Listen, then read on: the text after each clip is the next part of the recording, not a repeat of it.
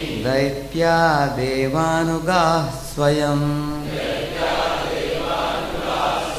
प्रतिजग्मुः स्वधिष्ण्यानि ब्रह्मेशेन्द्रादयस्ततः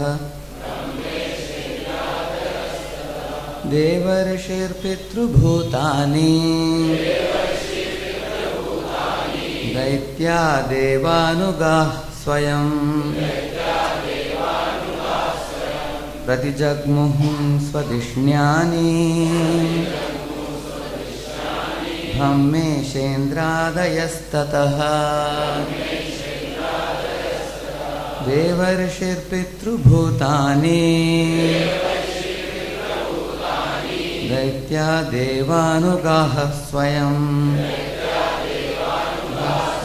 प्रतिजग्मुः स्वधिष्ण्यानि ब्रह्मेशेन्द्रादयस्ततः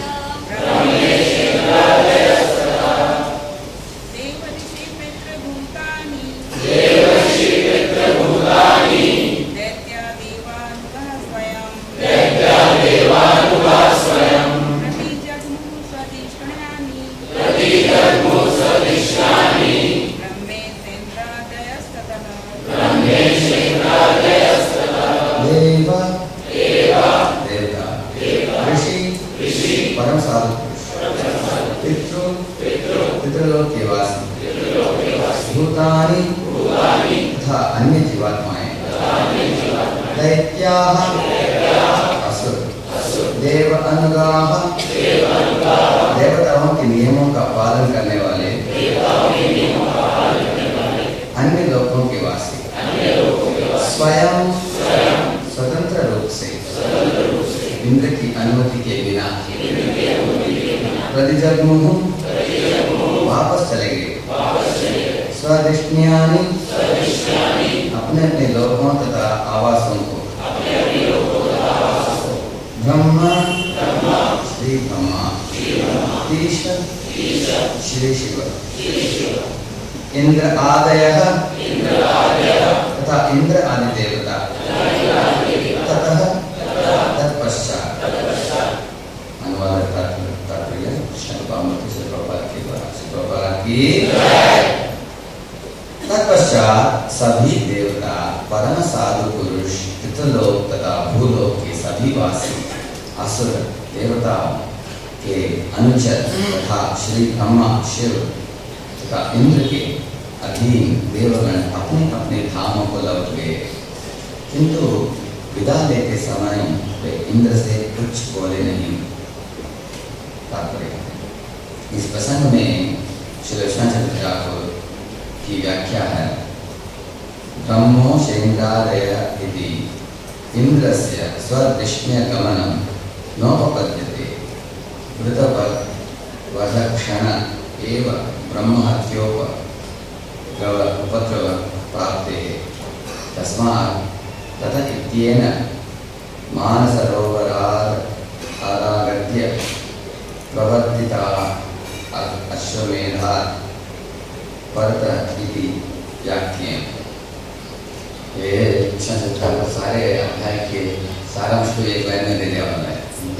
इधर क्या बताया है, इधर ये संस्कृत में कि इस तरह जब इंद्र ने वृत्रासुर को वध किया, वो ब्रह्म हत्या हो गया, महा अपराध हो गया।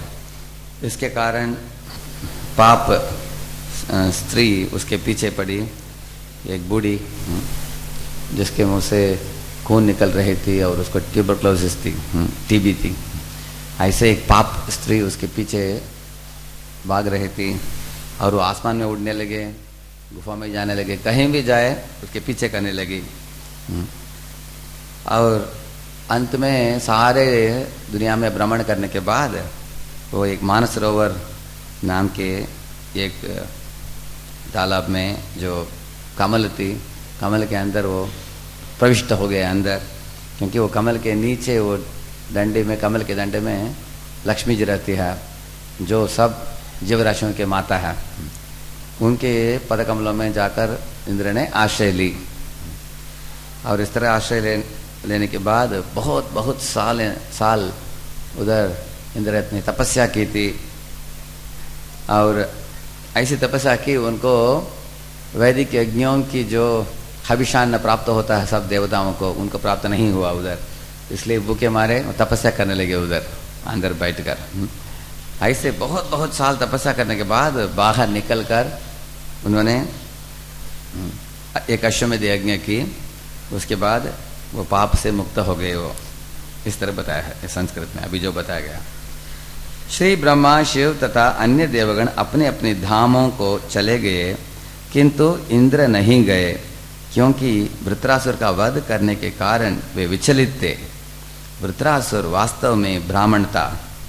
वृत्रासुर के वध के बाद इंद्र ब्रह्म हत्या के पाप से मुक्त होने के लिए मानसरोवर गए।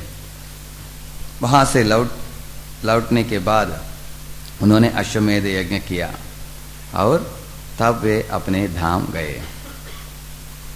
ओम अज्ञानतिमिरान्धस्य ज्ञानाञ्जनशलाकया चक्षुरुन्मीलितं येन तस्मै श्रीगुरवे नमः। श्रीचैतन्यमनोभीष्टं स्थापितं येन भूतले स्वयं रूपः कदा मह्यं ददाति स्वपदान्तिकं। वन्देऽहं श्रीगुरोः श्रीयुतपदकमलं श्रीगुरून् वैष्णवांश्च। श्रीरूपं साग्रजातं सहगणरघुनाथान्वितं तं सजीवं साद्वैतं सावधूतं परिजनसहितं कृष्णचैतन्यदेवं श्रीराधाकृष्णपादान् सहगणललिता श्रीविशाखान्वितांश्च। विष्णुपादाय कृष्णपृष्ठाय भूतले श्रीमते भक्तिवेदान्तस्वामिनिति नामिने। नमस्ते सारस्वते देवे गौरवाणी प्रचारिणे निर्विशेषा शून्यवादी पाश्चात्यदेशतारिणे। नमो महावदन्याय कृष्णप्रेमप्रदायते कृष्णाय कृष्णचैतन्यनाम्ने गौरत्विषे नमः। हे कृष्ण करुणा सिन्धो दीनबन्धो जगत्पते गोपेश गोपिका कान्त राधा कान्त नमोस्तुते। तप्त कांचन गौरांगी श्रीराधे वृंदावनेश्वरी वृषभानुसुते देवी प्रणमामि हरिप्रिये। वाञ्छाकल्पतरुभ्यश्च कृपा सिन्धुभ्य एव च पतितानां पावनेभ्यो वैष्णवेभ्यो नमो नमः। जय श्री कृष्ण चैतन्य प्रभु नित्यानंद श्री अद्वैत गदाधर श्रीवासादि गौर भक्त वृंद। हरे कृष्णा कृष्णा कृष्णा हरे हरे, हरे राम राम राम हरे हरे। हरे कृष्णा। मैं सर्वप्रथम श्रीमान रुक्मिणी चरण प्रभु को मैं धन्यवाद देना चाहूँगा। उन्होंने मुझे मायापुर में जब मैंने मिला, उन्होंने मुझे स्वागत की थी इधर आने के लिए। मैं उनको बहुत सालों से जानता हूँ, रुक्मिणी चरण प्रभु को। युवकों के प्रचार के संबंध में एक बार वो पुणे में आए थे और उनके भक्ति में इतनी तीव्रता और गंभीरता, इसको देखकर मैं भी बहुत प्रभावित हुआ। उनके एक 7 डे कोर्स का रिकॉर्डिंग मुझे मिल गया। जब मैंने सुना तभी मुझे पता चला कितने बहुत प्रभावशाली प्रवचन प्रभु जी देते हैं। उनका 7 डे कोर्स का तो हम दोनों आपस में हम स्लाइड शो वगैरह हम एक्सचेंज करते थे आपस में, रुक्मिणी कृष्ण प्रभु। और साथ साथ आपके मंदिर में मुरली कृष्ण प्रभु, मुरली कृष्ण प्रभु, विमल प्रसाद प्रभु, इन भक्तों को मैं जानता हूँ। मुरली कृष्ण प्रभु जब पहले साल ITBHU वाराणसी में पढ़ते थे, वो तो बहुत भाग्यशाली बच्चे थे क्योंकि उनके माँ बाप पहले से इस होलिनेस गोपाल कृष्ण गोस्वामी महाराज के दीक्षा प्राप्त हुई थी उनको, इसलिए बचपन से वो भक्ति करते आए हैं, बहुत अच्छे परिवार में जन्म लेकर। तो जब ITBHU वाराणसी में आए थे हमें उनकी संपर्क मिली और सारे सेंटर को उधर चलाते थे उस समय। और 4 साल उन्होंने प्रचार कार्य में बहुत मदद की और हमारे पुणे के भक्तों के बहुत निकट हो गए। पुणे में एक मुरारी प्रभु हैं, जो मुरारी प्रभु से बहुत प्रभु जी निकट हैं। तो मैं भी जाता था ITBHU वाराणसी में, मुझे देखने को मिला कितने अच्छी तरह वो भक्ति खुद भी करते हैं, दूसरों को भी सिखाते हैं। अनेक लोगों को भक्ति में जोड़ा उन्होंने। इस तरह विमल प्रसाद प्रभु भी इधर आपके मंदिर में जो हैं, उनके अनेक स्लाइड शोज ली थी मैंने, उनसे आइडियाज़ बहुत ली थी। और इस तरह वो बहुत उदार थे। उनके पास में जो भी मटेरियल्स वगैरह तैयार की थी उन्होंने मेरे साथ बांटा उन्होंने। तो इस तरह आपके मंदिर के अनेक भक्तों को मैं जानता हूँ पहले से, लेकिन इधर आने जाने की हमें मौका मिली नहीं थी पहले।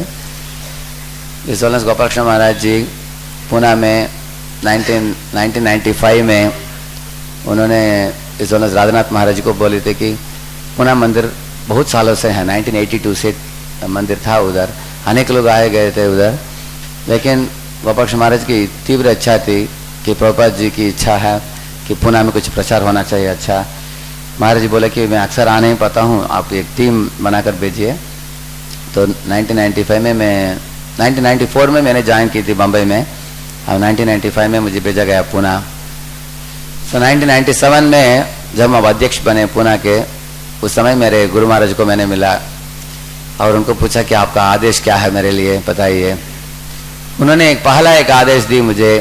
उन्होंने बोला कि पुणे के GBC परम पूज्य गोपाल कृष्ण गोस्वामी महाराज हैं, वो जो भी तुमको मार्गदर्शन देते हैं उसके अनुसार तुम मंदिर चलाओ, और तुम उनको खुश करोगे तो मैं खुश हो जाऊंगा।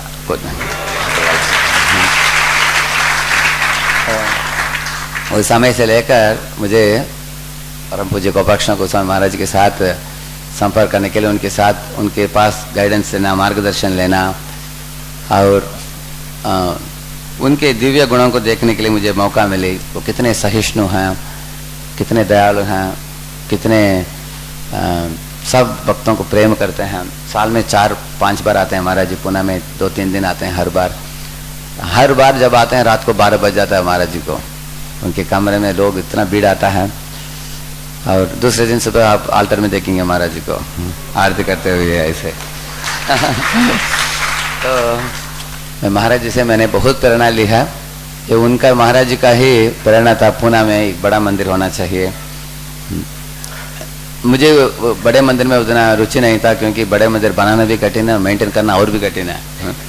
इस तरह सोचकर हम कभी कभी गोपाक्ष महाराज जी बोलते थे कि मैं दूसरी बातों के बारे में बात शुरू कर देता था मैं। लेकिन 2003-2004 में दोनों महाराज जी, राजनाथ महाराज, गोपाक्ष महाराज, दोनों ने मुझे बुलाकर बोला कि पुणे में एक बड़ा मंदिर ज़रूर बनाना पड़ेगा आपको, कांग्रेगेशन बहुत बढ़ गया है, आपको और भी ज़रूरत है ज़रूर। तो हम सोचे कि हम 5 करोड़ 6 करोड़ में एक छोटा मंदिर बना लेंगे। लेकिन गोपाक्ष महाराज को बहुत बड़ा विश्वास था। उन्होंने बोला कि तुम मंदिर का काम शुरू करो। भगवान जो है वो लक्ष्मी के नाथ हैं, वो लाखपति करोड़पति अरबपति नहीं है, वो लक्ष्मीपति हैं। इसलिए तुम शुरू करो, पैसा अपने आप आ जाएगा, चिंता मत करो बोला। तो हम तो 5 करोड़ से बोला कि 10 करोड़ तक हम कर लेंगे पूरा। अभी तो हमारे पुणे का प्रोजेक्ट 40 करोड़ का अभी। तो ये महाराज जी की प्रेरणा है पुणे में। मैं सर्वप्रथम आप सबको मैं विनती करता हूँ कि आप लोग ज़रूर हमारे मंदिर के उद्घाटन के लिए आइए। ये 23 फरवरी अगले साल नित्यानंद त्रयोदशी के शुभ अवसर पर मंदिर का उद्घाटन होने वाला है पुणे में।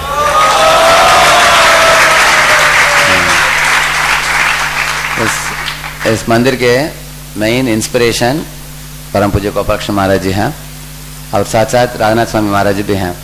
और राघनाथ स्वामी महाराज जी ने बोला कि मंदिर के कंस्ट्रक्शन में मेरे से भी ज़्यादा जानकारी गोपाक्ष महाराज जी को है। उन्होंने भारत में अनेक मंदिर खोला है, उनका अनुभव ज़्यादा है, और आप उनसे सब आइडियाज़ लो, ऐसे महाराज ने बोला था मुझे। तो गोपाक्ष महाराज अक्सर आकर हमारे कंस्ट्रक्शन टीम को मिलना और फंड रेजिंग टीम को मिलना, उनको आइडियाज़ देना, बड़े डोनर लोगों को मिलना। पुणे में हमने एक अगरवालों की एक कार्यक्रम की थी, लगभग 5000 अगरवाल लोग आए थे उसमें। पुणे के कहीं भी अगरवाल हो, कोई भी अपने घर में नहीं था, सब उस कार्यक्रम में था।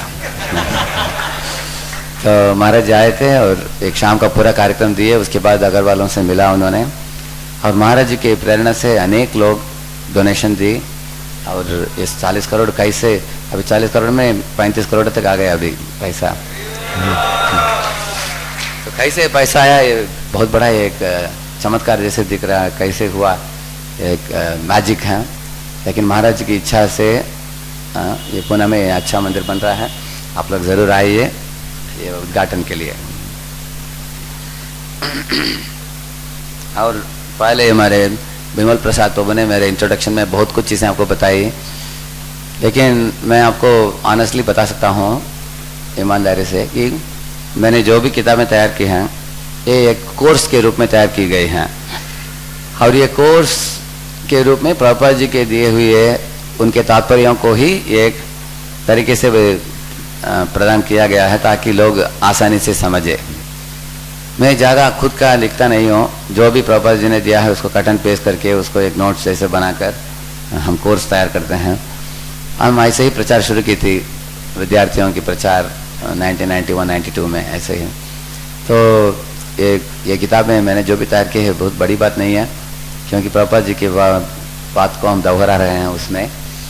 और हम प्रचार में हमें जो भी सक्सेस प्राप्त होता है ये कृष्ण का ही योजना है, क्योंकि हमारे आचार्यों का इच्छा जो है पृथ्वी त्याचेत नगरादि ग्राम, यह इच्छा एक बहुत बड़े तेजी से बहने वाली नदी के बराबर है।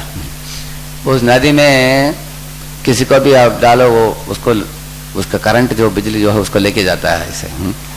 इस तरह हम भी जुड़ गए इस संस्था में, जुड़कर हमारी यथाशक्ति कुछ प्रचार की, उससे कुछ युवकों का प्रचार हुआ।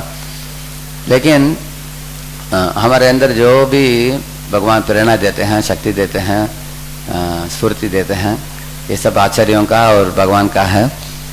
और मेरे मत ऐसा है कि हम पुणे में जो कर रहे हैं अभी, एक बार मेरे गुरु महाराज ने बोला कि you are just scratching the surface of Pune, ऐसे बोला उन्होंने। अभी पुणे का आप तक प्रचार जो है, पुणे में 50-60 लोग हैं, उसमें कुछ लोगों का हम प्रचार करना शुरू किया है, और बहुत कुछ किया जा सकता है भविष्य में। फिर भी ये वैष्णवों का आदत है दूसरे वैष्णवों को गुणगान करना, इसलिए हमारे बिमल प्रसाद को थोड़ा बड़ा चढ़ा कर बोल दिया आप लोगों को। तो मैं सर्वप्रथम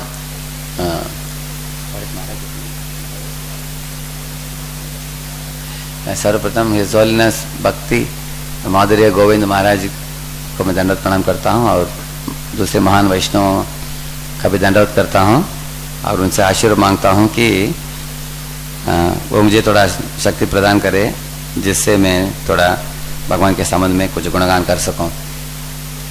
हिज होलीनेस भक्ति माधुर्य गोविंद महाराज जी को भी मैं पहले जानता हूँ। उन्होंने भी मुझे बुलाकर बिठाकर अनेक योजनाएं उन्होंने बताया युवकों के प्रचार के संबंध में।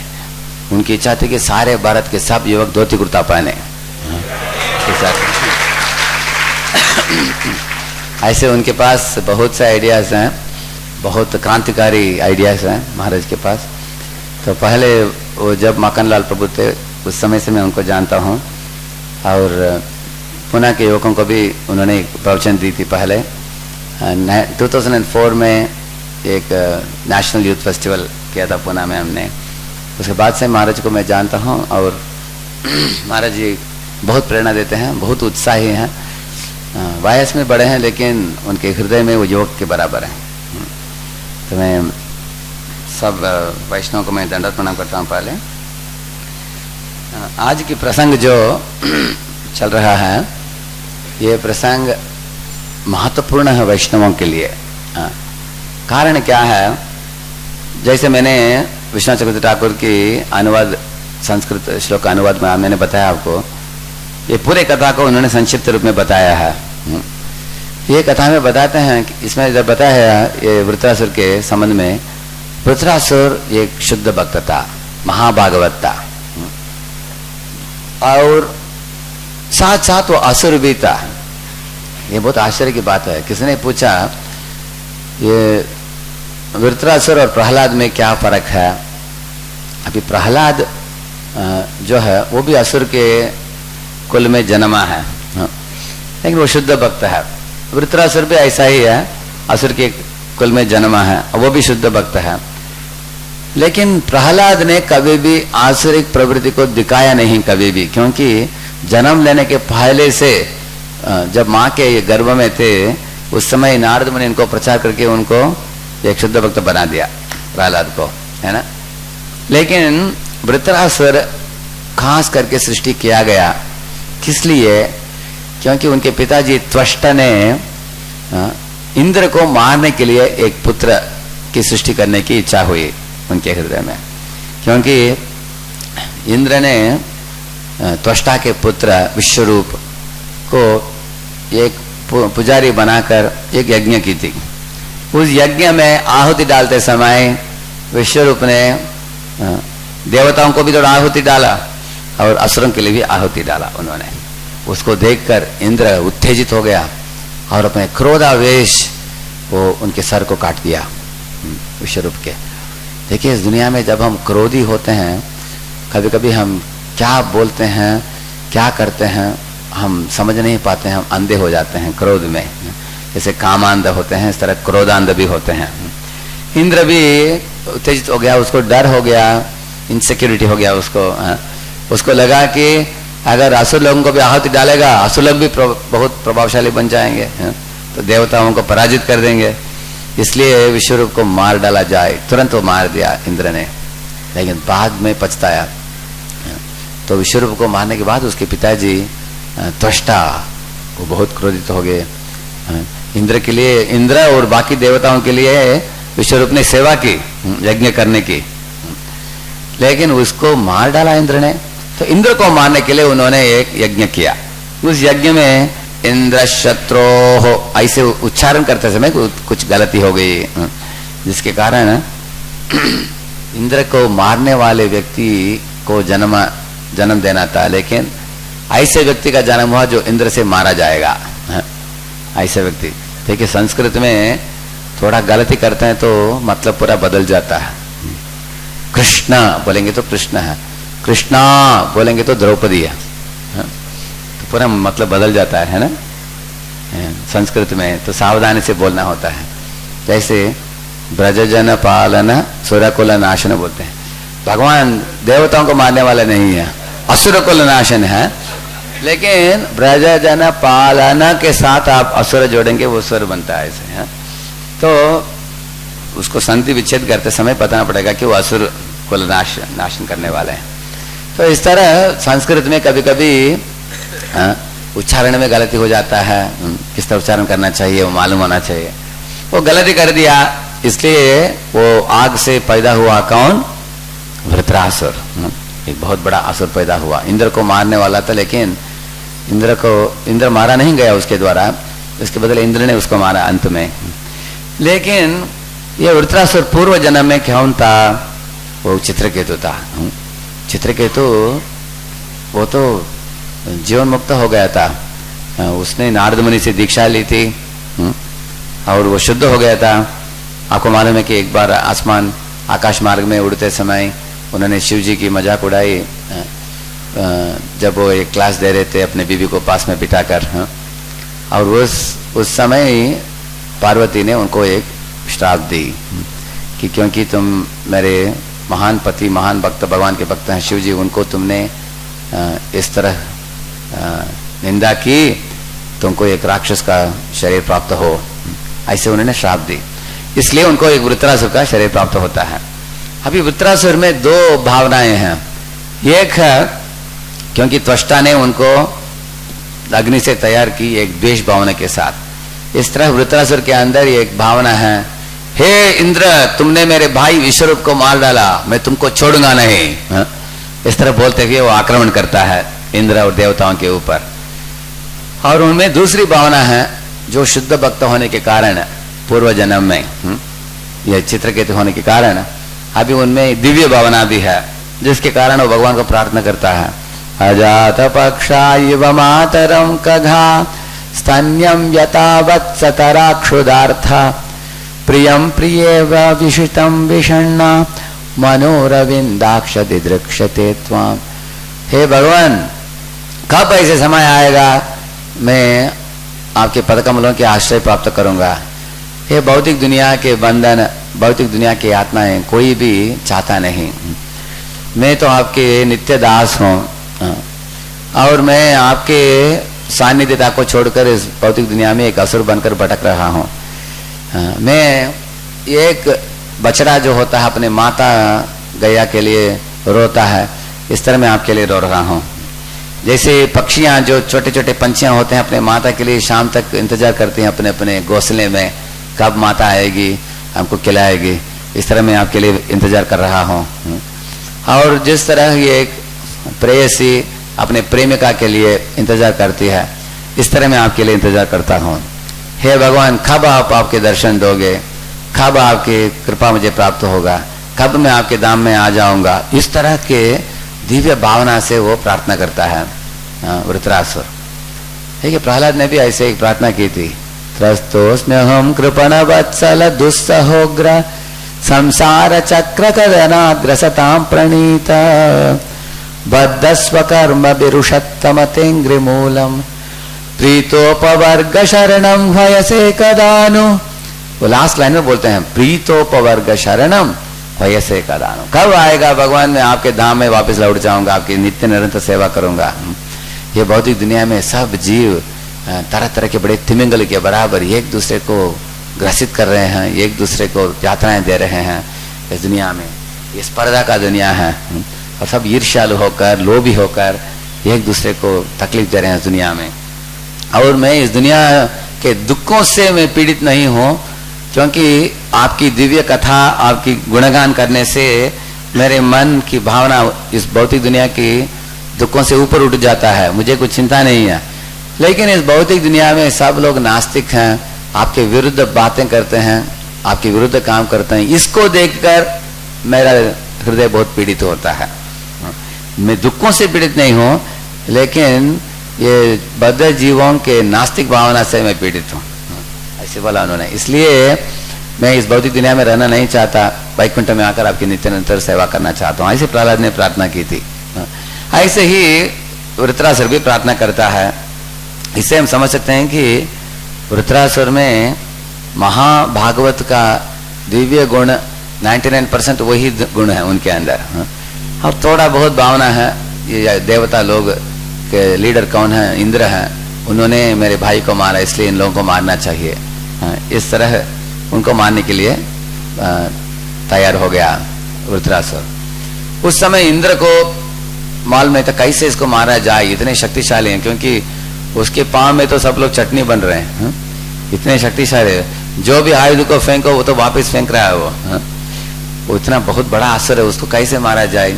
असुरों को मारना देवता ने सोचा कि हमारा काम है, ताकि इस सारी दुनिया में सब शांति फैलाए।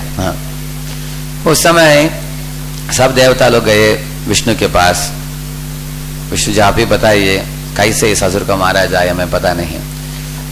विष्णु बोला कि ये तो साधारण व्यक्ति नहीं है, आप साधारण तरीके से आप मार नहीं पाओगे इसको, आपको चाहिए दधीचि मुनि का हड्डी। तो दधीचि मुनि के पास जाने के लिए इंद्र को थोड़ा संकोच थी पहले, क्योंकि उन्होंने दधीचि को पहले ऐसे एक चेतावनी दी थी कि आप ब्रह्म विद्या किसी को नहीं देना चाहिए, अगर आप ब्रह्म विद्या दोगे तो मार दूंगा तुमको, ऐसे उन्होंने एक चेतावनी दी थी।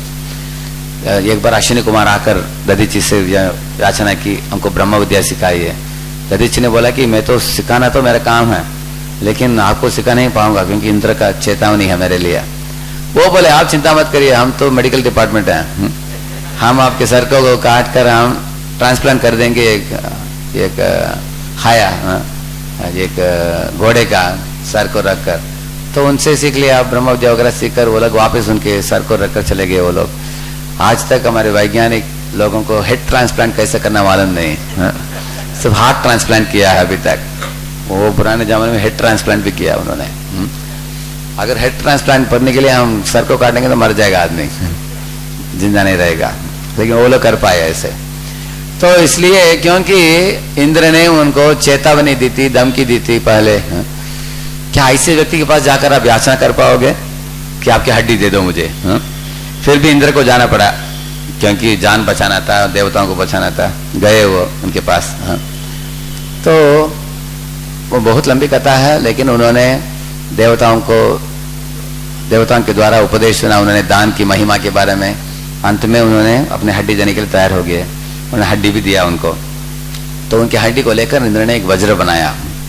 अभी वज्र बनाकर वृत्रासुर को मारने के समय आ गया अभी, लेकिन इंद्र हिचकिचाता है अभी। कारण क्या है, देख रहा है कि मेरे सामने खड़ा हुआ व्यक्ति जो है वो महाभागवत है, उसके मन में दिव्य भावनाएं उठ रही हैं भगवान के लिए, वो सब जीवराशियों को समदर्शी होकर देख रहा है, किसी से दुश्मनी नहीं है उसको, लेकिन हम लोगों को मार रहा है, वो भी एक कर्तव्य के निष्काम कर्तव्य के स्तर पर वो कर रहा है वो भी। और ऐसे भगवान के महान भक्त को मैं कैसे मार सकूं? ये तो ब्रह्म हत्या हो जाएगा। गो हत्या, स्त्री हत्या, ब्रह्म हत्या, ये बड़े महापातक पाप माने जाते हैं, ये कैसे हम कर सकते हैं? ऐसे इंद्र थोड़ा हिचकिचा रहा था। उस समय देवताओं ने एक बहुत बड़ा गलती की। वो सब आकर बोले इंद्र को, इंद्र जी आप तो हमारे नेता हैं, आप संकोच मत करो, मारो इसको, नहीं तो हम लोगों को पूरा मार देगा। तो तभी इंद्र ने बोला कि मैं कैसे मारूं इसको, ये तो महाभागवत है। तभी देवताओं ने बोला, देखो भगवान नारायण जो होते हैं वो इतने कृपालु हैं, भक्तवत्सल हैं, और उनके नामों को जो लेता है, वो नामों को लेने वाला व्यक्ति सब तरह के ब्रह्म हत्या से भी बच सकता है। देखो सारे दुनिया के सब जीवराशियों को भी तुम मार डालो, उसके बाद भगवान का एक नाम ले लो, बस तुम सब तरह के पापों से तुम मुक्त हो जाओगे। इस तरह उन्होंने बोला। इसलिए तुम तो सबको नहीं मार रहे हो, एक ही व्यक्ति को मार रहे हो, ये बड़ी बात नहीं है। आप चिंता मत करो, अगर तुमको शंका हो तो हम लोग क्या करेंगे, पहले तुम उनको मार दो, उसके बाद हम एक बहुत बड़े नारायण के लिए एक अश्वमेध यज्ञ करेंगे, नारायण की संतुष्टि के लिए, और आपके सब पाप कर्म मिट जाएगा, आप चिंता मत करो। इस तरह देवताओं ने उनको बोला। तो उनके बात में पढ़कर इंद्र ने वृत्रासुर को मारा। देखिए कभी कभी ये दुनिया में भी होता है, कुछ कुछ पार्टियों के बीच में कभी लड़ाई होता है, कुछ लोग सुरती प्रेरणा देते हैं, मारो उसको, छोड़ो मत, सिर्फ पिटाई ही मत करो, मार ही डालो उसको, हम हैं साथ में आपके, ऐसे बोलते हैं। और ये जब मार डालता है सब लोग भाग जाते हैं। उसके बाद बोलेंगे अरे बड़ा आघात पाप हो गया, अभी पुलिस आएगा पकड़ेगा, हम हमारे नाम मत लेना, हमको छोड़ देना, ऐसे लोग बोलते हैं।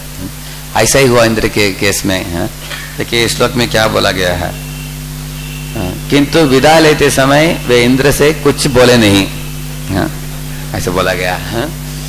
क्योंकि उनके मन में इच्छा भी थी वृत्रासुर से बचना चाहिए, दूसरी ओर इच्छा भी थी कि उनको मारना भी गलत है, वो भी मालूम था। अभी तो उनको उन्होंने मार डाला उनको, उसके बाद देवता लोग थोड़े डर गए तो सब अपने अपने धाम चले गए। उसके बाद अभी इंद्र है इधर, अकेला पड़ गया इंद्र।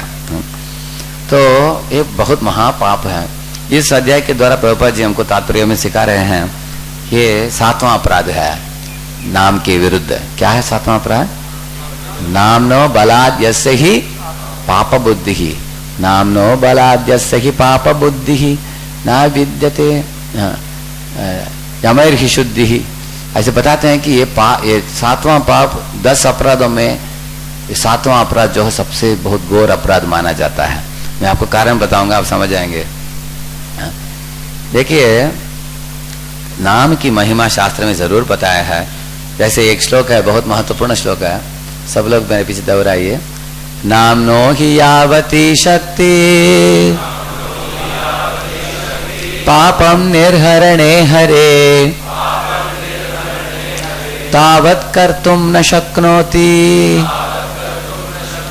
पातकम पातकी नरः। ये श्लोक का मतलब है कि कोई भी इस दुनिया में इतना पाप नहीं कर सकता है जितना भगवान के हरि नाम मिटा नहीं सकता है। जैसे ऐसे कोई भी व्यक्ति नहीं है इस दुनिया में जो इतना मलमूत्र नहीं कर सकता है जो सूर्य चूस नहीं सकता। ऐसा है, सूर्य जो है मलमूत्र को चूसता है लेकिन दूषित नहीं होता वो, और दुनिया के लाखों लोग इतना मलमूत्र करते हैं पूरा चूस लेता है वो, और खुद भी वो शुद्ध रहता है। इस तरह भगवान के हरिनाम भी ऐसे ही शुद्ध है, ऐसे बताया गया है। जितने भी बड़े से बड़े पापी हो, किसी ने अपने गुरु पत्नी को अपहरण किया हो, किसी ने गोहत्या किया हो, किसी ने अपने घर वालों को आग लगाया हो अपने घर के ऊपर, किसी ने विष पिलाया हो किसी को, इस तरह विष्णु दूत बताते हैं यमदूतों को, आप लोगों को मालूम नहीं है? इस तरह बड़े महापाप से महापाप किया हुआ व्यक्ति भी अगर भगवान के पास आते हैं और शरण लेते हैं, उनके नामों का उच्चारण करते हैं, उन पापों को वो मिटा सकते हैं, जला सकते हैं। वो सब पाप कर्म फल मिटकर राख बन जाता है। ये भगवान के नामों का शक्ति है, ऐसे बताते हैं विष्णुदूत। ये तो सत्य बात है, इसमें कुछ गलत नहीं है। शास्त्र ऐसे इसके लिए अनेक उदाहरण भी देते हैं। जैसे देखिए जो हिप्पी लोगों को प्रभुपाद जी ने नाम दी, तो पहले वो गोमांस खाते थे, बाद में वो कांदा लहसुन भी खाते नहीं अभी। पहले वो लोग शराब पीते थे, अभी चाय भी पीते नहीं, है कि नहीं? पहले वो स्त्री गमन करते थे, अभी वो लोग उसको छोड़कर अनेक लोग सन्यासी बनकर डंडा लेकर सारे दुनिया में प्रचार कर रहे हैं। तो इस तरह हम देख सकते हैं इतना बड़ा परिवर्तन जो आया है लोगों में। कैसे परिवर्तन आया? नाम के द्वारा। प्रभुपाद जी को हमारे सोनस गोपाल कृष्ण महाराज को मैंने बुलाया था युवकों के कार्यक्रम के लिए मायापुर में। तो उधर उस कार्यक्रम में उन्होंने एक अच्छी बात बताई। उन्होंने बोला कि एक धर्म के लोग होते हैं जो तलवार को दिखाकर लोगों को अपने धर्म में ले लेते हैं, दूसरे धर्म के लोग होते हैं जो पैसा दिखाकर लोगों को ले लेते हैं अपने धर्म में। तो प्रभुपाद जी जब अमेरिका गए, प्रभुपाद ने बोला मेरे पास तलवार भी नहीं, पैसा भी नहीं, सिर्फ मेरे पास एक ही उपाय है। क्या है? हरिनाम है, बस। अब हरिनाम, हरे कृष्ण मंत्र और कृष्ण में कुछ भिन्न नहीं है, नाम और नामी एक ही व्यक्ति है। इसलिए प्रभुपाद ने बोला कि मैं कृष्ण को सामने डाला और कृष्ण से आकर्षित होकर सब जीव अमेरिका में वो नाम लेकर वो अपने सब बुरे आदतों को त्याग कर वो शुद्ध भक्त बन गए। प्रभुपाद ने ऐसे बोला, कृष्ण के द्वारा मैंने आकर्षित किया, प्रभुपाद ने बोला ऐसे। तो ये नाम की महिमा है कि बड़े से बड़े पापी भी व्यक्ति ऊपर उठ सकता है, ये भगवत तरंगों से ऊपर उठकर शुद्ध भक्त बनकर भगवत नाम लौट सकता है सिर्फ नाम लेने से। जैसे अजामिल के संबंध में जब यमराज बता रहे थे अपने यम किंकरों को, उन्होंने बोला, सब लोग दोहराइए, सुंदर श्लोक है भागवत के, नामोच्चारण महात्म्यम हरे पश्यत पुत्रकाः अजामिलोपितेनैव मृत्युपाशादमुच्यत। हे पुत्रो, उनको बोल रहा है अपने यमकिंकरों को, नाम उच्चारण महात्म्यम। देखो नाम के उच्चारण का महात्म्य देखो। अजामिल से बड़े पापी व्यक्ति भी वो बताते हैं कि हरे पश्यत पुत्र का अजामिलो पितेने, वो मृत्यु पाश से बच गया। वो कैसे? एक ही नाम लिया उसने, नारायण, तो बच गया वो यमपाश से। तो अगर इस तरह ये अजामिल का उपाख्यान बोलने के पहले शुकदेव गोस्वामी बताते हैं, एक सुंदर श्लोक बताते हैं जिसमें बताते हैं कि सकृन मन कृष्ण पदारविंदयो निवेशितं यद्गुणरागियैरिह नते यमं पाशभृतश्च दत्पटान स्वप्ने भी पश्यन्ति चीर्ण निष्कृता। बताते हैं स्वप्न में भी मेरे ये भगवान के भक्त मेरे किंकरों को नहीं देखेंगे, ऐसे बताते हैं। अगर कोई कंठी माला पाना है, तुलसी का वो तिलक पाना है, भगवान का नाम का उच्चारण करता है, वो अपने स्वप्न में भी यम किंकरों को नहीं देखेगा, ऐसे बताते हैं। और बताते हैं अपने यम किंकरों को, हे यम किंकरों, आप भगवान के भक्त जिधर रहते हैं उधर निकट मत जाना, कभी भी दूर से देखोगे तो उधर से भाग जाना, अपराध मत करो। अपराध पाप से बहुत बढ़कर है। पाप जो है भौतिक स्तर पर है, अपराध आध्यात्मिक स्तर पर है। इसलिए आप भक्तों के साथ कुछ गलत व्यवहार मत करो, ऐसे बताकर भेजते हैं यमराज अपने किंकरों को। इस तरह नाम का ऐसे महिमा है कि नाम के उच्चारण से भगवान प्रभावित होते हैं। देखिए भगवान और नाम में भिन्नता नहीं है। नाम को आप पुकारेंगे ना, तुरंत भगवान आ जाते हैं। आप देखेंगे द्रौपदी जी ने हे कृष्णा, हे द्वारकावासिन, हे गोपीजन वल्लभ ऐसे पुकारा था। किधर थी वो उस समय? दिल्ली में थी, हस्तिनापुर में। भगवान किधर थे? वो द्वारका में थे। तो पास, वो तो निकट नहीं है, दूर है। द्वारका किधर है, दिल्ली किधर है? लेकिन जब उन्होंने भगवान का नाम पुकारा तुरंत आ गए कि नहीं? ऐसा हमने गीत सुना, परम पूज्य नवोगेंद्र महाराज जी सुना रहे थे। नाम वाले को चिंता रहती, नाम न हो बदनाम। द्रौपदी ने जब सभा में पुकारा, झट आए घनश्याम, हरि से बड़ा हरि का नाम। समझा आप सब लोगों ने? तो जब पुकारा द्रौपदी ने, तुरंत आ गए भगवान। ऐसे ही गजेंद्र ने भी पुकारा था भगवान को, नारायण अखिल गुरु भगवान नमस्ते करके पुकारा तो नारायण आ गए तुरंत। अनेक देवी देवता तो थे आसमान में, लेकिन गजेंद्र ने किसी को संबोधित करके पुकारा नहीं। उन्होंने बोला कि हे परम सत्य, परम भगवान, जो ये ब्रह्मांड और सृष्टि से परे हो, आप जो भी हो, आपका नाम भी भूल गया, पिछले जन्म में आपका नाम लिया था, अभी नाम याद नहीं आ रहा है। मैं सिर्फ आपको बुला रहा हूँ क्योंकि आप सब देवताओं के भी स्रोत्र हो, आप आ जाओ, मुझे बचाओ, ऐसे उन्होंने बोला। उस समय विष्णु आ गए तुरंत। विष्णु आ गए अपने गरुड़ में सवार होकर, ऐसे आ गए। तो वैकुंठ से आए विष्णु, इतने दूर से, भगवान के नाम लेने से। जिस तरह हम अपने मोबाइल में किसी का नाम पुकारते हैं, किसी को बोलते हो, अमेरिका में कोई व्यक्ति है तो एक मोबाइल के द्वारा आप उनसे संपर्क कर सकते हैं, है कि नहीं? तो भौतिक संबंध के लिए हमें भौतिक मोबाइल चाहिए, अभी आध्यात्मिक संबंध के लिए आध्यात्मिक मोबाइल चाहिए। वो क्या है? हरे कृष्णा कृष्णा कृष्णा हरे हरे, हरे राम राम राम हरे हरे। देखिए जब हम भगवान को पुकारते हैं, भगवान सुन रहे हैं। शायद हम जानते हो ना जानते हो, भगवान देख रहे हैं, भगवान सुन रहे हैं जब हम नाम पुकारते हैं। जैसे एक बार सड़क में कुछ विद्यार्थी जा रहे थे, उन्होंने देखा कि सड़क के दूसरे ओर पर दूसरा विद्यार्थी आ रहा था। ऐसे लगा कि माना वो अपने आप बात कर रहा है खुद ही। तो ये लोगों ने बोला कि क्या है, पागल क्या वो तो देखता है कि एकदम सज्जन के समान ड्रेस किया है, लेकिन अपने आप बात कर रहा है। तो ये लोग क्रॉस करके जाकर देखा उन्होंने, तो उनके पास ब्लूटूथ था इधर, मालूम है आपको? तो ब्लूटूथ में बात कर रहा था वो, मोबाइल तो नीचे था ऐसे। तो समझ गए। तो मैंने इन विद्यार्थियों को बोला, देखो इस तरह जब भगवान के भक्त नाम पुकारते हैं भगवान के, वो ब्लू कृष्णा के कांटेक्ट में है हमेशा, जिस तरह ब्लू कांटेक्ट है ना। तो कुंती महारानी रो रही है अक्रूर के पास हे कृष्णा, हे गोविंद, आप किधर हो, मेरे बच्चों के ऊपर ध्यान रखो, ऐसे बोलते हैं। तो प्रभुपाद जी बोल रहे हैं उधर आप कृष्ण के नाम कहीं भी पुकार सकते हो, क्योंकि इस दुनिया में ऐसा ही एक स्थान नहीं है जिधर कृष्ण नहीं है। हर अण अणु में बसे हैं भगवान, और हर जीव के हृदय में बैठे हैं भगवान। ऐसे स्थान नहीं है जिधर भगवान के आंख नहीं है, कान नहीं है, और उनके आंख पलक भी झपकते नहीं। भगवान के आंख चक्षुर यस्य न ऋष्यति, ऐसे भागवत में बोला गया है। भगवान के चक्षु पलक झपकता नहीं, ऐसे भगवान देख भी रहे हैं। सर्वतः श्रुतिमन लोके सर्वम आवृत्य तिष्ठति, ऐसे भगवत गीता में बताते हैं भगवान। मैं सुनता हूँ, हर अणु अणु में बैठकर मैं लोगों को सुनता हूँ। तो जब हम नाम पुकारते हैं, भगवान सुन रहे हैं, भगवान देख रहे हैं, और भगवान कृपालु हैं।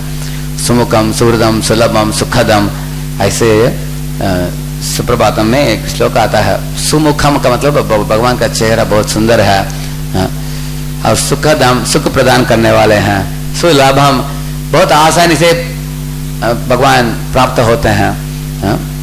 इस तरह बताते हैं कि जैसे हाथी जो होता है उसके ऊपर हम चढ़ नहीं सकते हैं अपने आप, लेकिन जब हाथी झुकता है तभी हम चढ़ पाएंगे ऊपर। इस तरह भगवान भी क्या करते हैं, झुककर अपने भक्तों को अपने कंधे पर लेते हैं भगवान। ऐसे इतर भक्तों को प्रेम करते हैं भगवान। तो भगवान के कृपालु, भगवान की कृपा, भगवान की वात्सल्यता, इसके बारे में शास्त्र में बहुत वर्णन है। और शास्त्र बताते हैं कि इस दुनिया में हो सकता है कि कोई देखने में कुरूप व्यक्ति हो, शायद लोग उसको पसंद नहीं करेंगे, लेकिन भगवान सब जीवों को पसंद करते हैं।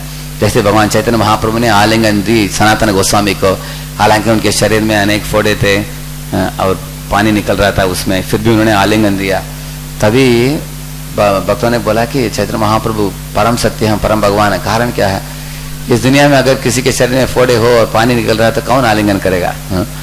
क्योंकि भगवान ही एकमात्र व्यक्ति है जो सब जीवों को पसंद करते हैं, प्रेम करते हैं, और हमारे सबसे निकट व्यक्ति हैं। देखिए, मित्र का मतलब है कोई समाज में हमें मित्र हो सकता है, जो बंधु बोलते हैं, जो हमारे नाता रिश्ता है। लेकिन भगवान का नाम बंधु भी नहीं, मित्र भी नहीं, क्या है? सुहृत है। सुहृत का मतलब है हमारे हृदय के बहुत निकट हैं, हृदय में बैठे हैं, और हमको पूर्ण तरीके से जानते हैं भगवान। इसलिए वो परम कृपालु हैं। वो कुछ भी आपसे मांगते नहीं, जाति, धन, विद्या, बल, ना करे अपेक्षा। वो आपकी जाति पाति देखते नहीं है, आपकी विद्या कितना है वो देखते नहीं है, आपके बल कितना है देखते नहीं, आपके पास क्या भौतिक योग्यता है वो देखते नहीं है। यह की देखते हैं कि प्रामाणिकता, नेकता, ईमानदारी, वो ही देखते हैं। अगर कोई भगवान का नाम लेते हैं और सिर्फ ऐसे याचना करते हैं कि हे भगवान तबा अस्मि, मैं आपका हूँ, मैं ऐसे भटक गया हूँ इस दुनिया में, मुझे शास्त्र मैं पढ़ा लिखा नहीं हूँ, आपके बारे में भी ज़्यादा मुझे जानकारी नहीं है, लेकिन मुझे मालूम है कि आप परम कृपालु हो, अति दयालु हो, आप भक्तवत्सल हो, आप मुझे स्वीकारो, आप मार्गदर्शन दो मुझे। ऐसे अगर कोई प्रार्थना करेगा भगवान को, भगवान उसको मार्गदर्शन देते हैं। जैसे कोई सड़क में जा रहा है तो तुरंत भगवान उसके हृदय में खड़े हैं, बोलते हैं देखो तो सड़क के दूसरी ओर देखो, एक भक्त किताब बेच रहा है, उसके पास जाकर एक किताब ले लो, तुम्हारे लिए भलाई होगा। तो जाकर खरीदता है किताब, घर में जाकर पढ़ता है, बाद में मंदिर में आता है, उसका अच्छा लगा तो भगवान एक भक्त को बोलते हैं मंदिर में, है देखो नया आदमी आया है, तो वो मेरा ये भगवान के सामने पढ़ा है उसने, इसलिए उसको थोड़ा प्रचार करो, और वो मेरा ही बच्चा है, भटक गया बच्चा है, तो उसको प्रचार करके मेरे पास लाओ। ऐसे भगवान क्या किसको प्रेरणा देते हैं? एक भक्त को प्रेरणा देते हैं। तो भक्त कभी रूम में भी बैठा रहता है, भगवान उसको रूम से बाहर लेके आते हैं, उसको लेके आकर एक व्यक्ति से जोड़ते हैं, तो वो जाता है, उसको आकर बिठाकर प्रसाद देकर खिलाकर उसको प्रचार करता है, तो भक्त बन जाता है व्यक्ति। इस तरह भगवान बताते हैं, तेषामेवानुकंपार्थम अहम अज्ञानजं तमः नाशयाम्यात्म भावस्तो ज्ञान दीपेन भास्वता। हे अर्जुन, मैं जो भी जीव मुझे प्राप्त करना चाहता है, और ऐसे जीव के हृदय में जो अज्ञानता है, अंधकारी रूपी अज्ञानता है, उसको मिटाकर मैं ज्ञान दीप जलाता हूँ और उनको मेरे पास निकट लेके आता हूँ। ऐसे भगवान बताते हैं, ये भगवान की अनुकंपा है। तेषाम एवा अनुकंपार्थम, अनुकंपा बोलते हैं, देखिए कंप का मतलब है कांपना। क्या कांपना? दूसरों के दुखों को देखकर कांपना। अनुकंपा का मतलब है दूसरों के दुखों को मिटाने के लिए काम करना, वो अनुकंपा है। तो भगवान के हृदय में भी ऐसे अनुकंपा है। ये बात हमें समझना आवश्यक है। इसलिए भगवान नाम के रूप में आते हैं, खुद ही आते हैं। नाम के रूप में आकर गोलोकेर प्रेम धना हरि नाम संकीर्तना राति ना जन्मी लोके ने। वो बताते हैं नरोत्तम दास ठाकुर, भगवान के नाम किधर से आता है? हाँ, गोलोक से आता है। गोलोक से इधर आकर हमारे जिह्वा में नाचता है, हमारे कान में प्रवेश करता है। कर्ण प्रविष्ट रंध्रेण स्वानाम भाव सरोरुहम, हमारे स्वरूप को जागृत करता है। हमारे हृदय में इच्छा पैदा करता है कि मैं पाप कर्मों को त्याग दूं और भगवान के आश्रय लूं और भगवत धाम वापस लौट जाऊं और दूसरी जगहों के लिए भलाई करूं और निस्वार्थ हो जाऊं और भौतिक इंद्रिय तर्पण को त्याग दूं। इस तरह की इच्छाएं पैदा करता है भगवान के नाम। और ऐसे नाम का हमें आश्रय लेना चाहिए और कभी भी ऐसे नाम को हमें नकारना नहीं चाहिए। और ऐसे नाम जब हमें प्राप्त होता है, उस नाम के साथ हमें कैसे पेश आना चाहिए वो शास्त्र बताते हैं हरिनाम चिंतामणि में। ऐसा बताया जाता है कि 10 नाम अपराधों को हमें समझना बहुत आवश्यक है। क्या है 10 नाम अपराध? और उसमें 7वां अपराध खास करके नाम न बलाद ऐसी है पाप बुद्धि, वो जानना आवश्यक है। वो क्यों इतना इंपॉर्टेंट है वो मैं उदाहरण देता हूँ आपको।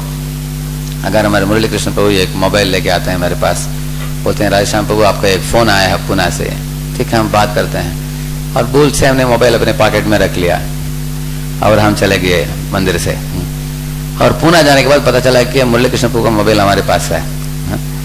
तो हम फोन करते हैं, बोलते हैं कि प्रभु जी सॉरी हम भूल से लेके गए, आपका मोबाइल हमारे हाथ में आ गया, हम भूल गए।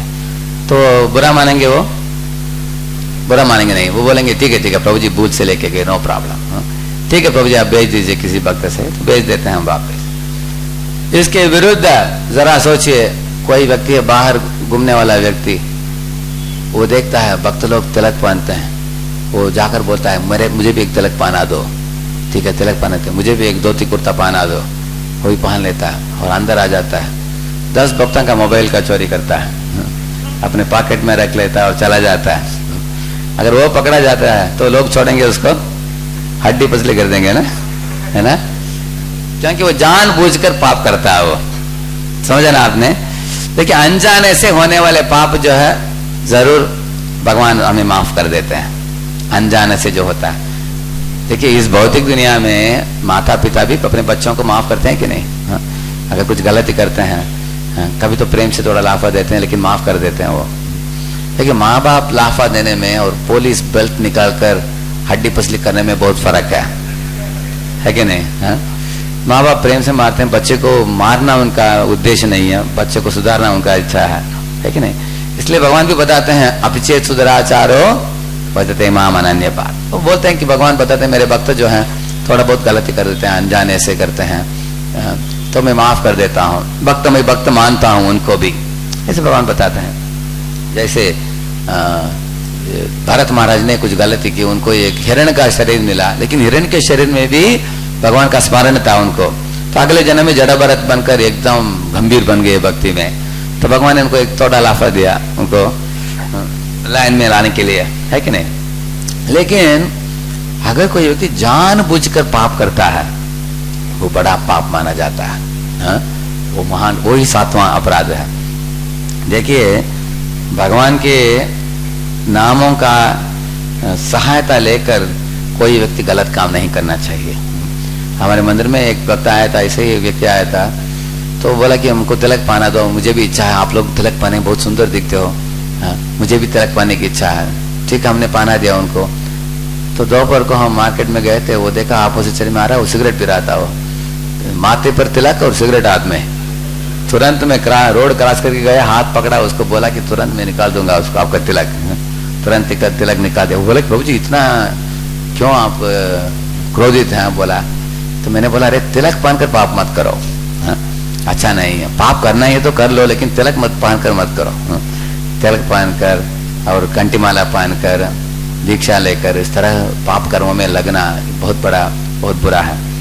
जैसे इस्कॉन के गुरु ने एक व्यक्ति को दीक्षा दी थी, और दीक्षा के पहले वो मांस भी खाता था, मांस भी बेचता था। वो उसका होटल था, होटल का काम था, तो वो मांस बनाकर बेचता था। और दीक्षा देते समय गुरु ने बोला कि देखो तुम्हें मांस बेचना पूर्ण तरीके से बंद करना चाहिए। वो मान लिया, वो ठीक है, वो तो भक्त बन गया, इसलिए उनको दीक्षा दी। तो 4-5 साल होने के बाद उनके बीवी और उनके नाता रिश्ता लोगों ने बोला कि देखो तुम पहले इतना कमाते थे, अभी इतना कम कमाते हो। हाँ? तो पहले तो महीने में 1 लाख कमाते थे, अभी तुमको 20,000 मिलता है। क्या है, वो तो 20,000 में परिवार चलाना उनको कठिन नहीं था, चला सकता था वो। हाँ? फिर भी उनके नाता रिश्ता वो लोगों ने उनको लोभ पैदा किया उनके हृदय में, तो वापिस वो शुरू कर दिया एरोप्लेन के लोगों को सप्लाई करना, मांस सप्लाई करना।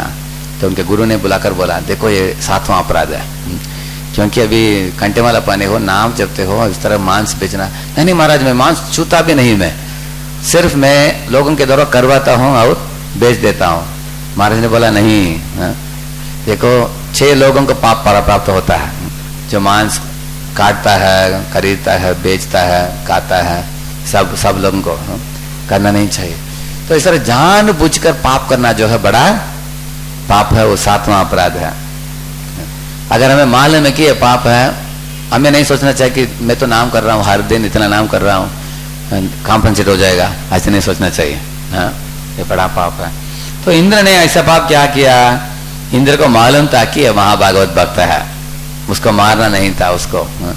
लेकिन ये देवताओं ने बहुत बड़ा गलती की, उनको बोला कि देखो इसको मार दो और हम भगवान नारायण का नाम जपेंगे, सब ठीक हो जाएगा, इस तरह बोला उन्होंने। तो इस तरह जानबूझकर उन्होंने मारा वृत्रासुर को। इसके कारण पाप स्त्री जब उनके पीछे की भागने लगी, तो भागा इधर उधर, कहीं भी जा नहीं पाया, बच नहीं पाया। अंत में वो मानसरोवर में एक कमल के दंडी के अंदर प्रवेश किया। कारण क्या है? देखिए लक्ष्मी जी जो है वो सारे दुनिया की माता है।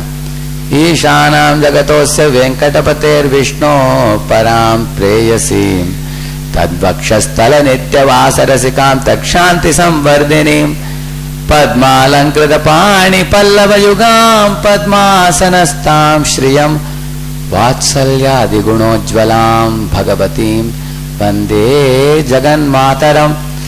ये लक्ष्मी के समय बताया है कि ईशानाम जगतो अस्य वेंकटपते विष्णु पराम प्रेयसी। ये सारे दुनिया के मालिक कौन है? वेंकट हैं। वेंक का मतलब है दुख, कट का मतलब है कट करना, काटना।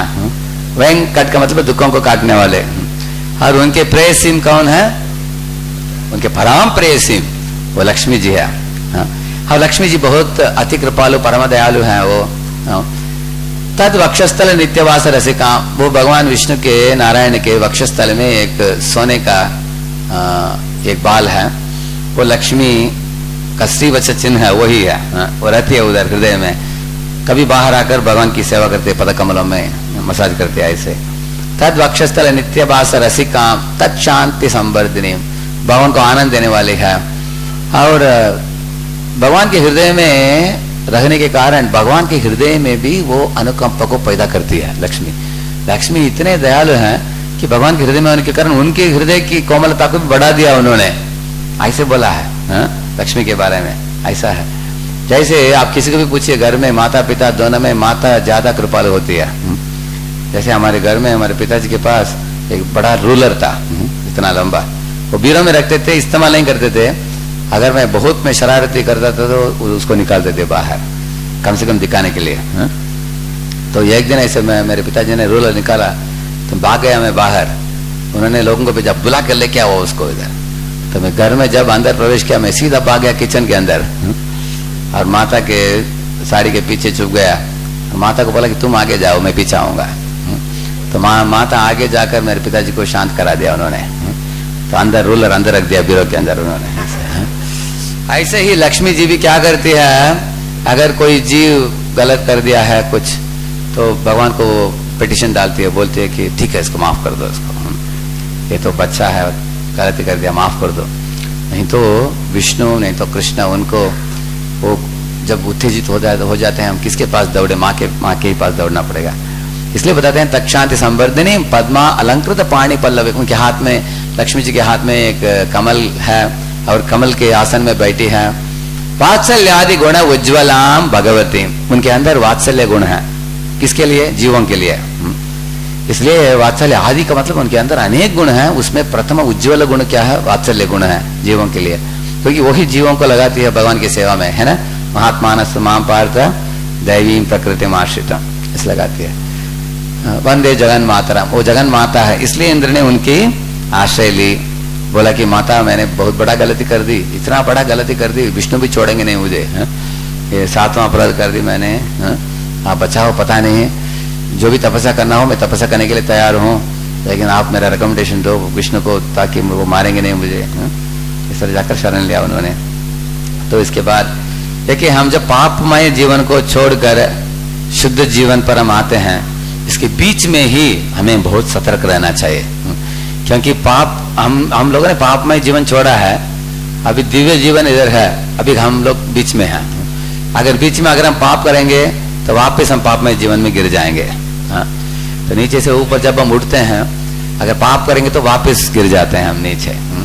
इसलिए हमारे पाप करने की प्रवृत्ति को त्याग कर भगवान के भक्तों के, दिव्य भक्तों के संग में रहकर हमें हमारी चेतना को ऊपर उठाना चाहिए, और 10 नाम अपराधों को समझकर उनको कभी वापस नहीं करना चाहिए। जितना हम अपराधों को छोड़ देते हैं उतना हमारे नामों में एकाग्रता आता है, और नाम बहुत बलशाली होता है, और नाम का पूरा लाभ हम उठा पाएंगे। इसलिए भागवत के अलग अलग दृष्टांतों के द्वारा हमें समझाया जाता है कि इस तरह के अपराध जो इधर जो बताया है, नाम 7वां अपराध के संबंध में, हमें इसे बचकर रहना चाहिए, जानबूझकर कभी हम पाप ना करें, वही इसका शिक्षा है। और आगे जाकर आप लोग इसके बारे में और विस्तृत रूप से आप पढ़ेंगे।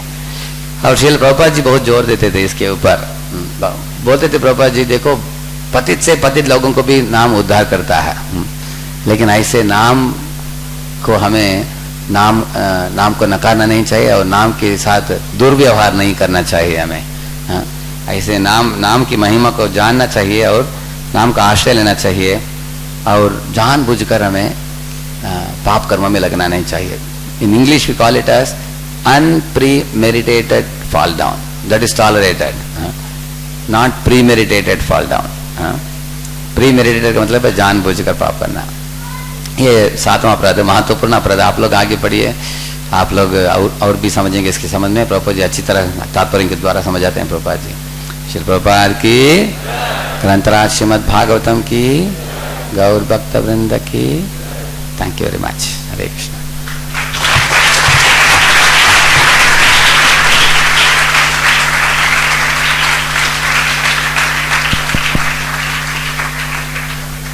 प्रश्न तो प्रश्न पूछ सकते हो।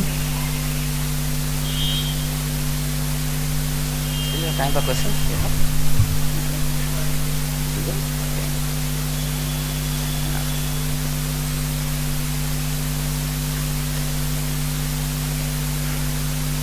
हरे कृष्ण।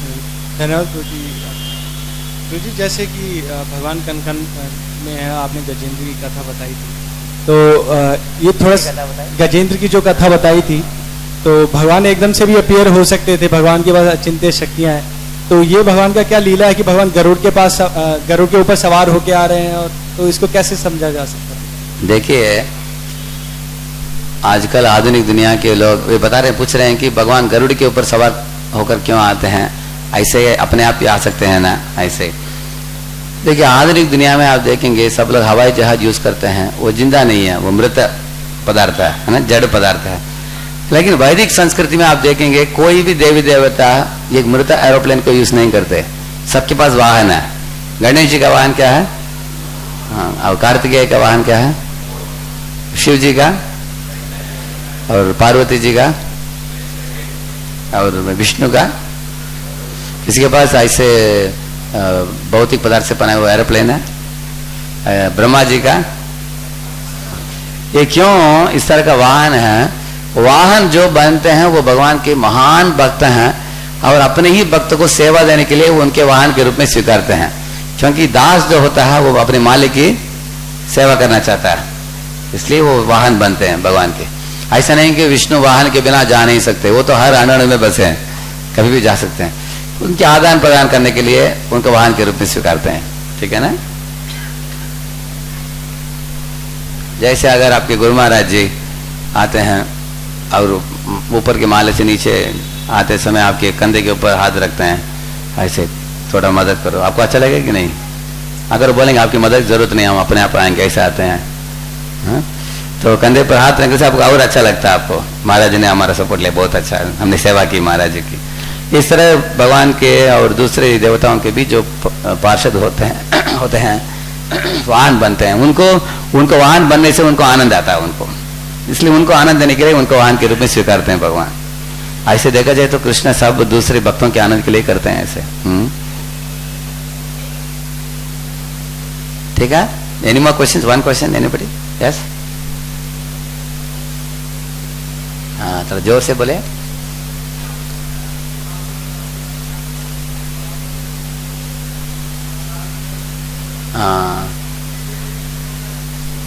हाँ करेक्ट।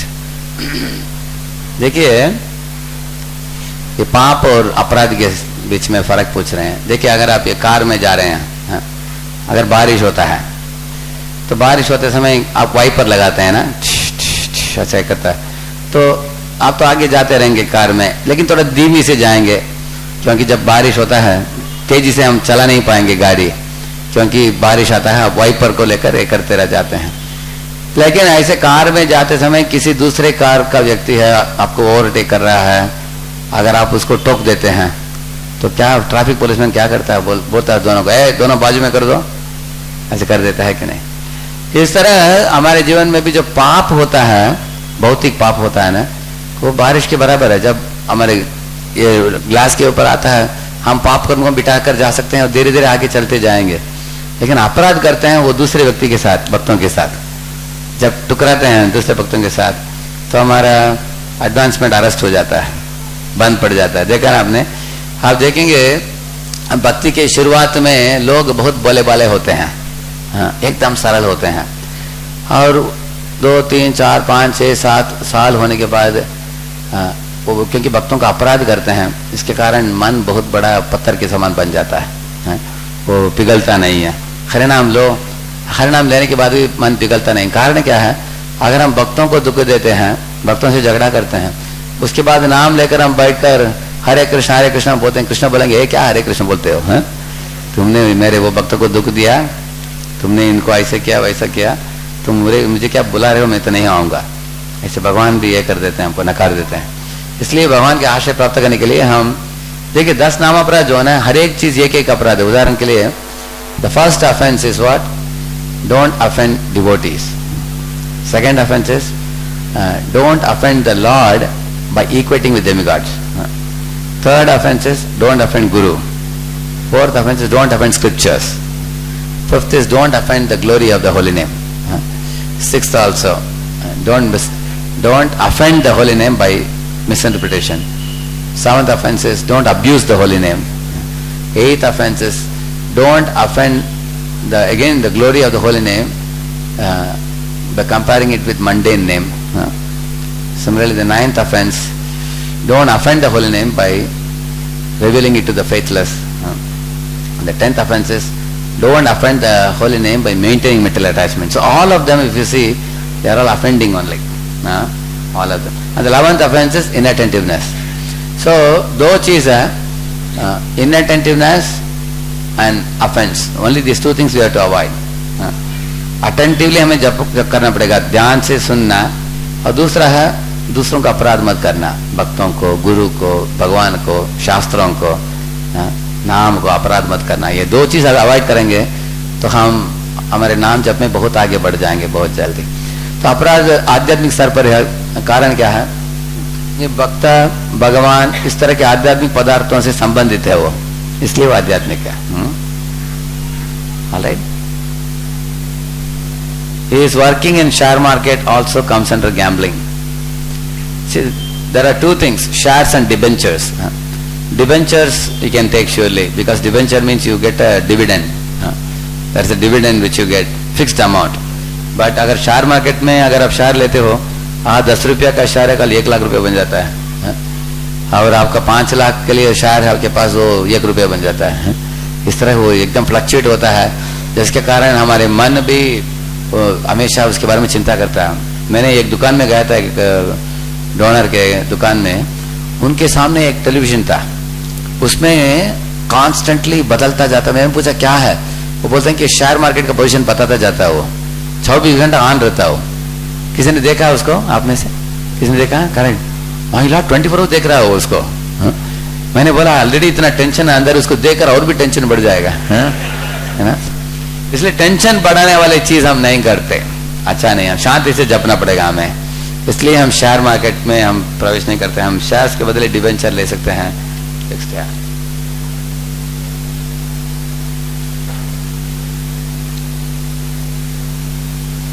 और दूसरा चीज भी है, quick money which is achieved is also dangerous. अगर किसी के एक साधारण एवरेज आदमी है, अचानक उसके पास लाखों रुपया आ गया, तो गलत चीजों को करना शुरू हो जाता है। वो शराब पीता है, स्त्री गमन करता है, सब करता है। इसलिए अच्छा है कि नेकता से, प्रामाणिकता से कमाओ, थोड़ा बचाव करो, उसको भक्ति में लगे रहो बस। क्या Hare Krishna Prabhuji, please my humble love. Prabhuji, like you were explaining about the making offenses to the holy name and the devotees. So, knowingly and unknowingly, we commit mistakes and make offenses towards the devotees. या So, how could we really work on it? Means, how could we decrease or stop this tendency? क्या प्रभु जी बोल रहे हैं कि जान बुझ कर नहीं तो अनजाने से पाप होता जाता है हमारे हाथ से, क्या किया जाए। हमें कम से कम जान बुझ कर नहीं करना चाहिए। हाँ, अनजाने से जो होता है भगवान माफ कर देंगे, जैसे हमने बताया। अगर जान बुझ हो गए तो क्या किया जाए।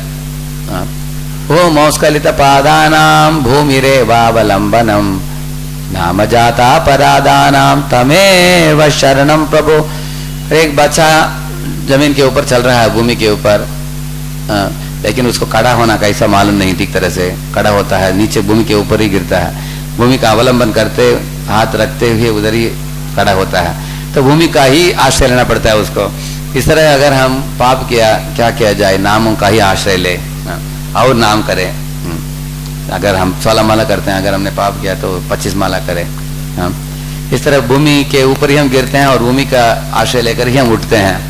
भूमि रेवा अवलंबनम नाम जाता अपराधानाम ना तमेव शरणम प्रभु।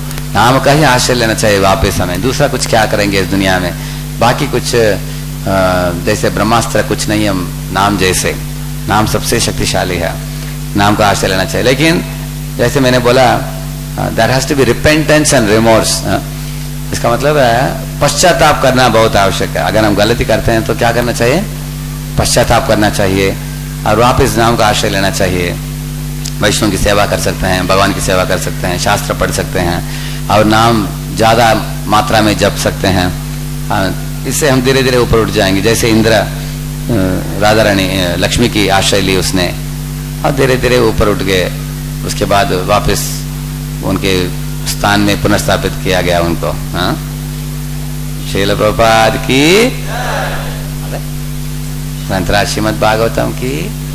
Thank you very much. Hare Krishna. एक बार दोबारा जोरदार करते दिनों से धन्यवाद करेंगे जो राधे श्याम देव जी ने। प्रभु जी से जो है निवेदन करेंगे कि प्रभु जी जो है दोबारा हमारे मंदिर में आए और अपना संग दे इस टाइप से। और बहुत ही हमारे लिए जो है आज आप लोगों ने सब सुना होगा, तो सब लोग प्रार्थना कर सकते हैं कि प्रभु जी जो है शीघ्र अतिशीघ्र जो है दोबारा जो है हमारे मंदिर में जरूर आगमन करें। और रुक्मिणी कृष्ण प्रभु के साथ आप लोग अगले साल मंदिर के उद्घाटन के लिए जरूर आइए, ठीक है।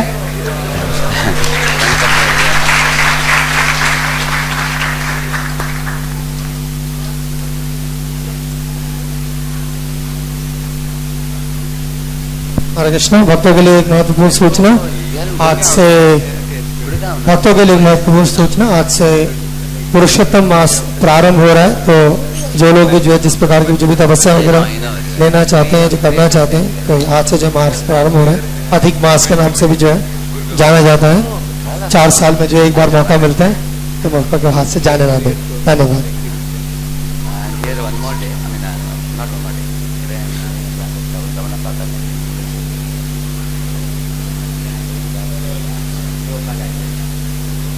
announcing in February.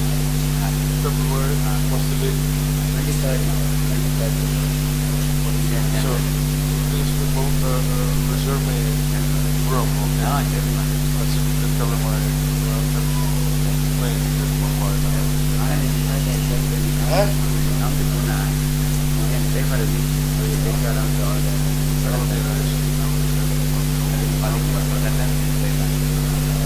What's the date for appointment?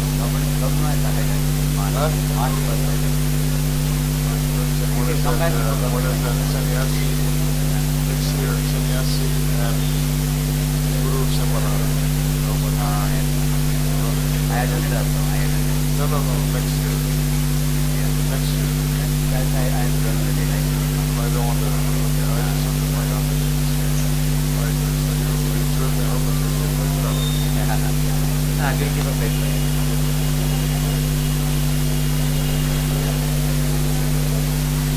अच्छा वेर मुरली कृष्ण